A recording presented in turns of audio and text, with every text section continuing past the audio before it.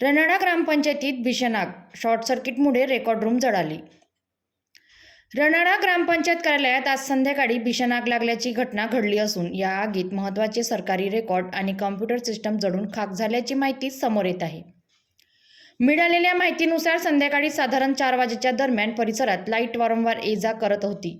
याच दरम्यान ग्रामपंचायतच्या record रूममधील electric बोर्डमध्ये अचानक शॉर्ट सर्किट झाले आणि काही क्षणातच तेथे ठेवलेल्या सीपीयूने पेट घेतला. सीपीयूला लागलेली आग पाहता पाहता टेबलवरील फाईल्स, दस्तावेज आणि सरकारी रेकॉर्डपर्यंत पोहोचली आणि मोठ्या संख्येने रेकॉर्ड जळून खाक झाले. घटनेनंतर ग्रामपंचायत कर्मचाऱ्यांनी आग विझवण्यासाठी आटोकाट प्रयत्न केले, मात्र आगीने काही क्षणातच रौद्ररूप धारण केले होते. घटनेची माहिती मिळताच अग्निशामक दल घटनास्थळी दाखल झाले आणि मोठ्या प्रयत्नानंतर आग आटोक्यात आणण्यात यश आले. मात्र तोपर्यंत कॉम्प्युटर सिस्टम आणि मोठ्या संख्येने सरकारी रेकॉर्ड पूर्णपणे जळून खाक झाले होते.